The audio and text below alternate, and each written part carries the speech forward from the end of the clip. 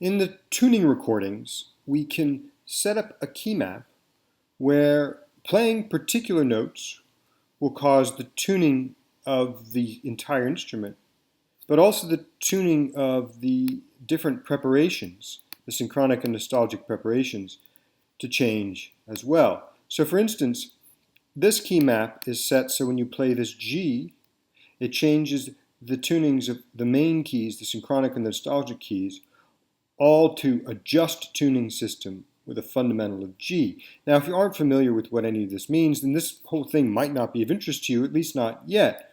You might also check out any number of books on tuning, including David Doty's book on just tuning systems.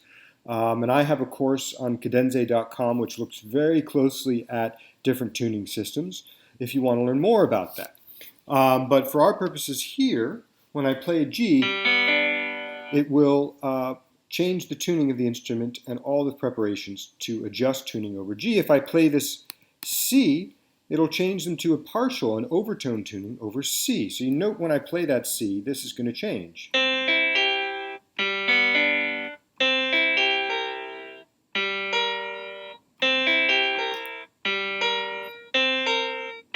So you hear that that B flat is actually different sounding depending on whether it's a B flat over a C in partial tuning or a B flat over a G in just tuning. So that setup where you can have different keys change the tuning of the instrument is one of the main functionalities of this entire window. In fact, you can ignore all of this for many of the things that that you'll see bitKlavier used for. Let me point out, however, the custom scale. Now, I've mentioned a number of scales: overtone, just, equal temperament. There are a handful of others in here, but the history of tuning systems and different sorts of scales and temperaments and so on is, I mean, there are thousands of different tunings here.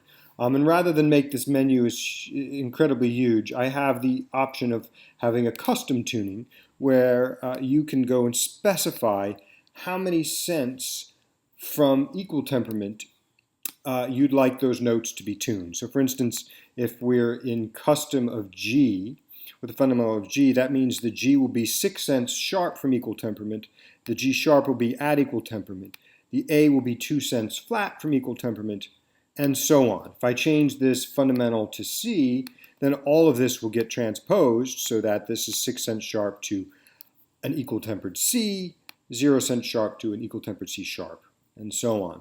So this is a way of getting basically as many different types of tuning systems in here that you want, and you could set up your key map so that it actually uses your custom scale and maybe a partial scale and a just scale for the different preparations. So you can play this G and now have all aspects of your instrument in different tunings, which is something that can be quite interesting.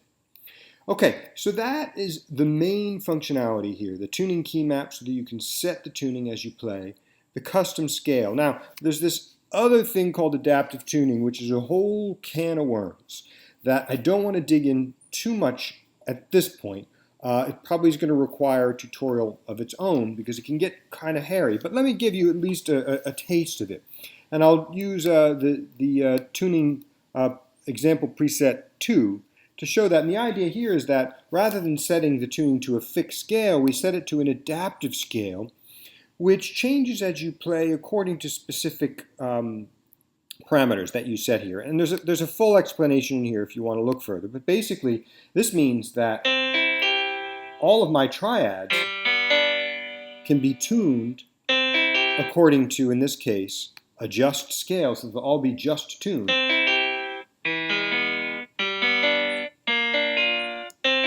It's kind of amazing. There are, for those of you who know more about this, there are going to be catches, and in this very basic setup for an adaptive tuning, check this out. The whole thing drifts, and that's simply because of incompatibilities between the way certain intervals are calculated. The major third, its ratio of 5/4 versus the whole step ratio of 9/8.